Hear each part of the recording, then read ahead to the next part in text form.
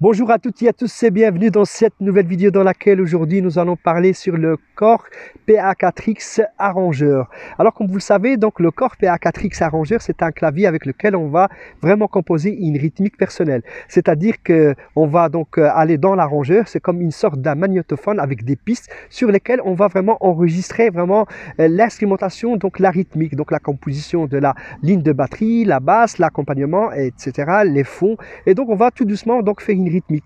Alors ce qu'il faut savoir, c'est que dans les claviers arrangeurs, on peut aussi importer des styles provenance d'autres claviers qui sont arrangeurs, donc dans le clavier, puisqu'il y a des mémoires qui sont inclus dans le clavier qui peuvent recevoir vraiment de la rythmique vraiment composée dans d'autres claviers qui sont évidemment de la même série, enfin du même modèle, donc et qui peuvent être lus sur le Korg PA4X. Non seulement avec cette rythmique qui va être emportée, vous allez donc vraiment compléter la palette avec la rythmique, mais vous allez donc avoir vraiment quelque chose de très complet puisque vous allez travailler avec la rythmique d'origine, la rythmique que vous avez composée et la rythmique que vous avez importée. Alors non seulement sur le clavier arrangeur, puisque maintenant les claviers arrangeurs deviennent vraiment des workstations, c'est-à-dire que dans les claviers, donc là maintenant on a la possibilité vraiment non seulement de composer la rythmique comme je viens de vous le dire préalablement, mais aussi de faire des enregistrements grâce au séquenceur qui se trouve à l'intérieur. Et c'est le cas pour le Korg PA4X puisqu'on a un séquenceur qui va vraiment permettre de, aussi sous forme de piste, d'enregistrer vraiment tout ce qu'on joue sur le clavier. Et ça, d'ailleurs, ça peut être très utile pour les musiciens, par exemple, qui veulent vraiment travailler leur oreille musicale et donc vraiment et apprendre vraiment donc à s'entendre vraiment par l'enregistrement et aussi donc compléter leur apprentissage grâce à l'enregistrement.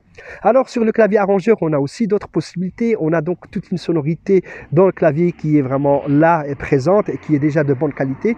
Mais on a aussi la possibilité aussi d'importer des sons provenance d'autres arrangements, d'autres claviers qui sont donc externes dans le clavier. Et donc ça va aussi compléter donc la palette de sons qui se trouve dans le clavier. Et pour donc aussi donc vous expliquer aussi, on a aussi ce qu'on appelle aussi dans le clavier arrangeur. Et ça c'est vraiment génial. On a un éditeur de son avec lequel on va vraiment pouvoir donc modifier toute la sonorité d'origine du clavier pour pouvoir obtenir d'autres sonorités, d'autres timbres. Et donc ça c'est vraiment très intéressant parce que dans l'éditeur de son, on va vraiment rentrer dans la carte génétique du son. Donc on va modifier la fréquence du son, donc on va appliquer des effets. Donc il y a aussi des filtres qui vont être appliqués pour pouvoir par exemple enlever ou ajouter des fréquences pour pouvoir vraiment modifier le son et avoir un timbre vraiment tout à fait vraiment soit le même, tout à fait différent aussi grâce donc à l'ajustement vraiment des fréquences au niveau de l'éditeur du son.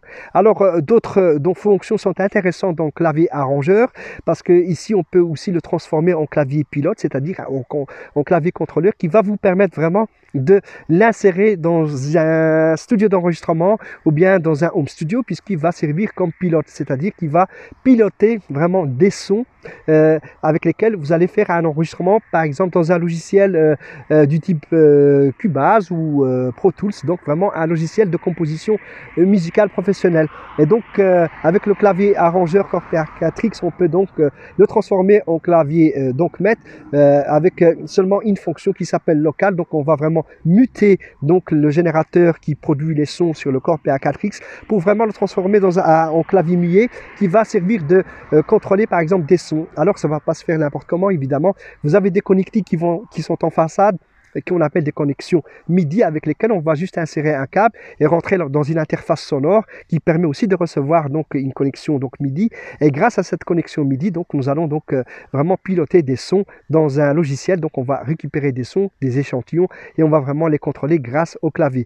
Donc voilà, donc le Korg PA4X, on peut donc faire de la rythmique avec, on peut vraiment enregistrer avec, on peut aussi y faire de l'édition du son, on peut aussi faire du pilotage pour pouvoir l'insérer dans un studio d'enregistrement ou dans un home studio. On peut tout faire quasiment avec ce clavier et c'est un clavier vraiment très robuste et c'est vraiment un clavier de qualité. Donc le Korg PA4X, il existe évidemment plusieurs versions de ce clavier. Donc il existe donc la version dans laquelle aujourd'hui je vous parle, donc c'est la version occidentale, mais il existe aussi la version orientale parce qu'avec la version orientale c'est la même chose mais c'est plus pour la musique du Moyen-Orient, donc avec la possibilité, comme connaissent les musiciens qui travaillent la musique orientale, d'insérer les quarts de ton grâce à une octave qui est sur la gauche dans le clavier, qui a été mis en plus dans le clavier, et la rythmique qui se trouve dans la rampe a été donc ajoutée. Donc il y a eu de la rythmique du style du Moyen-Orient qui sont dans le clavier, et d'ailleurs d'autres styles sont là, pas uniquement que de la musique du Moyen-Orient, il y a aussi d'autres styles dans le clavier, et donc tous ces musiciens peuvent donc travailler avec ce clavier,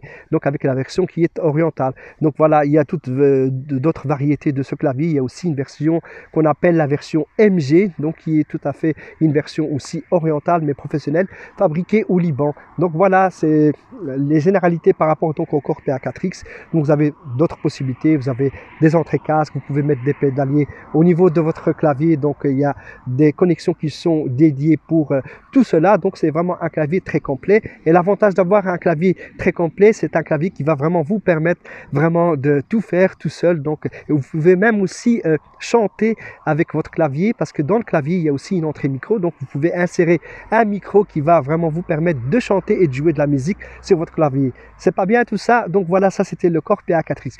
Maintenant donc j'arrive tout doucement à la fin de cette vidéo.